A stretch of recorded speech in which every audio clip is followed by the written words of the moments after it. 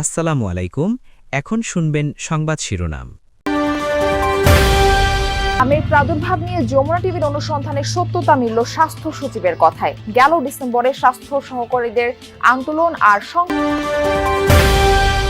পাম্পে পাম্পে ঘুরে নাজেহাল মানুষ, লাইনেই কেটে যাচ্ছে ঘন্টার পর ঘন্টা।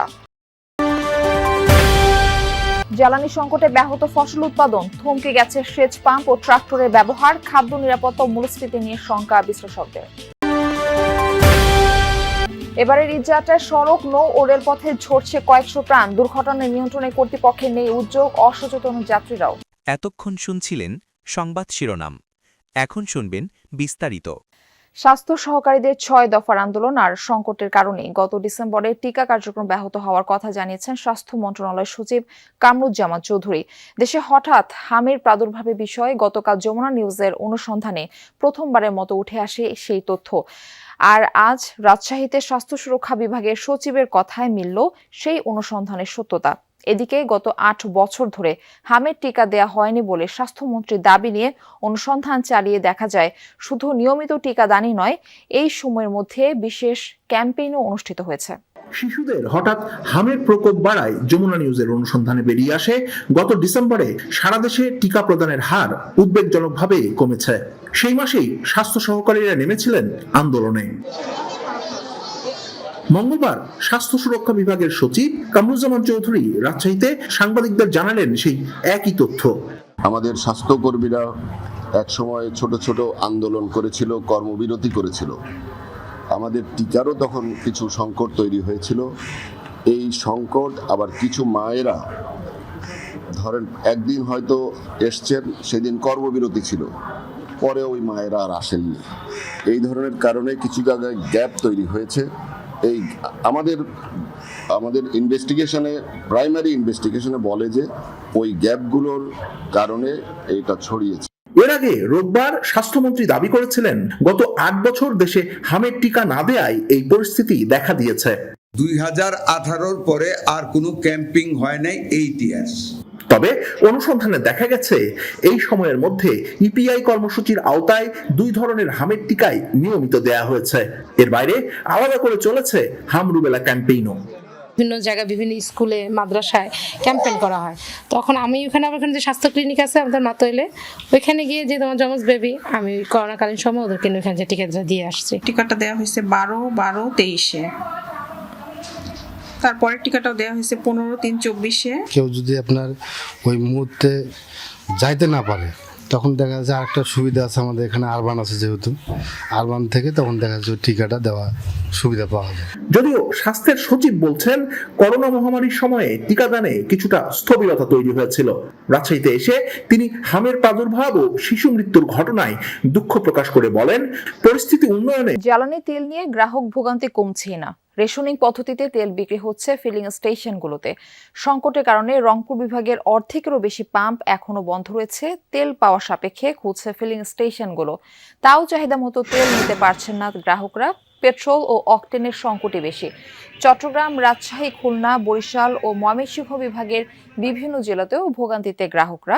পাম্পগুলোতে সকাল থেকে ভিড় জমান ক্রেতারা, বিশেষ করে বাইকারদের সিরিয়ালই বেশি। দীর্ঘ সময় অপেক্ষা ও চাহিদা মতো তেল না পেয়ে ক্ষোভ জানান গ্রাহকরা। অনেক পাম্প বন্ধ রাখতেও দেখা গেছে ক্রেতাদের অভিযোগ, মজুতদাররা কৃত্রিম সংকট তৈরির চেষ্টা করছে। পাম্প সংশ্লিষ্টরা বলছেন, সরবরাহ পেলেই তেল বিক্রি শুরু হবে। পাম্পগুলোতে দুপুরবার গেলাম, বললো যে তেল নেই। এখানে আসলাম, বললো যে আগামীকালকে বিকেলে হয়তো বা পাইতে পারি আর কি। মেলান্দা থেকে জামালপুর আসছি, সর্বোচ্চ জিনিস ব্রিজ পর্যন্ত যাইতে পারবো, এরপরই তেল শেষ হবো, গাড়ি ধাক্কায় নিয়ে লাগবো। এই দীর্ঘ লাইনে সারিভাবে থাকার পরেও তেল পাচ্ছি না। আমাদের তেলগুলো যাচ্ছে কোথায়? তেল তো সংকট নাই। সিন্ডিকেট ব্যবসায়ীরা অনেক তেল মজুত করে রাখছে, তেলের দাম বাড়বে বলে। আমাদের প্রয়োজন শুধু 9000 অক্টেন, 9000 পেট্রোল। সেখানে আমরা পাচ্ছি শুধু 3000 পেট্রোল, 3000 অক্টেন। এদিকে জ্বালানি তেলের সংকটের সুযোগ নিয়ে নারায়ণগঞ্জের রূপগঞ্জে গড়ে উঠেছে চোরাই তেলের সিন্ডিকেট। ফিলিং স্টেশনগুলোতে যখন তেলের জন্য হাহাকার, তখন ঠিক তার উল্টো চিত্র খোলা বাজারে, যেখানে চড়া দামে বিক্রি হচ্ছে পেট্রোল, অকটেন ও ডিজেল। জ্বালানি তেল সংকটে নারায়ণগঞ্জের রূপগঞ্জে বিভিন্ন ফিলিং স্টেশন মাঝে মধ্যেই বন্ধ থাকছে। তেল আসার খবর পেলে ভিড় জমাচ্ছেন গ্রাহকরা, তবে মিলছে না চাহিদা মতো পেট্রোল, অকটেন কিংবা ডিজেল। তেল নেই, কোনো পাম্পেই নেই। যত পাম্পে এখন পর্যন্ত দাঁড়ালাম, এক পাম্পেও নেই। রূপগঞ্জের অলরেডি সবগুলো পাম্প আমার ঘোরা শেষ, মিনিমাম 3 লিটার তেল আমি অপেক্ষা করছি। তীব্র হচ্ছে জ্বালানি তেলের সংকট, ডিজেল সংকটে ব্যাহত হচ্ছে কৃষি উৎপাদন, বেড়েছে কৃষি উৎপাদন ব্যয়ও।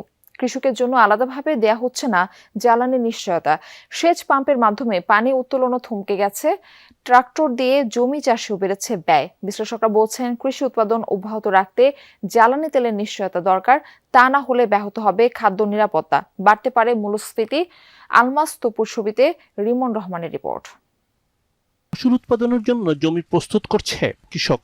ক্ষেত তৈরি, বীজ বপন ও সার ছিটানোর কাজে ব্যবহার হয় ট্রাক্টর। আধুনিক কৃষির দ্রুত, দক্ষ ও সাশ্রয়ী পদ্ধতি ব্যবহার করে কম সময়ে গভীর চাষ ও মাটি ঝুরঝুরে করা সম্ভব।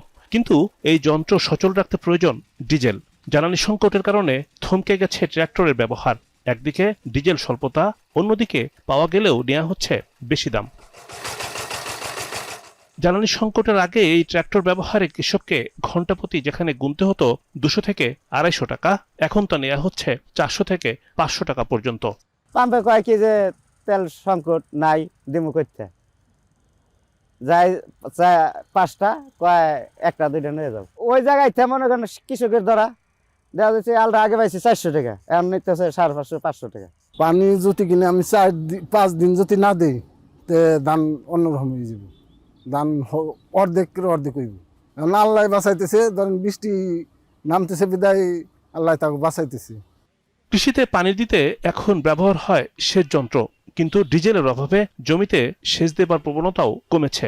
অনেক স্থানে বন্ধ করে রাখা হয়েছে পানির পাম্প। বৃষ্টির কারণে এখন কিছুটা স্বস্তি মিললেও জ্বালানির দুষ্প্রাপ্যতায় কৃষকের কপালে এখন দুশ্চিন্তার ভাঁজ। মাত্র কয়েক দিনের ব্যবধানে ঝরে গেছে কয়েকশো প্রাণ। সড়ক, রেলপথ আর নৌপথ দুর্ঘটনায় থেমে গেছে বহু যাত্রা। তবে এই ঘটনাগুলো কি শুধুই অনাকাঙ্ক্ষিত পরিণতি, নাকি ধীরে ধীরে জমে ওঠা অগোছালো বাস্তবতার বিস্ফোরণ? প্রশ্ন থেকেই যায়, মৃত্যুগুলো কি সত্যি অনিবার্য ছিল? কোনোভাবেই কি রোধ করা সম্ভব না এই রকমের দুর্ঘটনা? নাহিদ হোসেনের তোলা ছবিতে আরও জানাচ্ছেন সহকর্মী তাজনুর ইসলাম। এবার ভয়াবহ ঈদ যাত্রার সাক্ষী হয়েছে দেশ। কয়েকদিনের ব্যবধানে সড়ক, নৌপথ আর রেল দুর্ঘটনায় ঝরেছে শত শত প্রাণ। একটা প্রশ্ন সামনে নিয়ে আমরা আরো ভেতরে ঢুকতে চাই। মৃত্যুর এসব ঘটনা কেবলই দুর্ঘটনা, নাকি একই চিত্রের পুনরাবৃত্তি?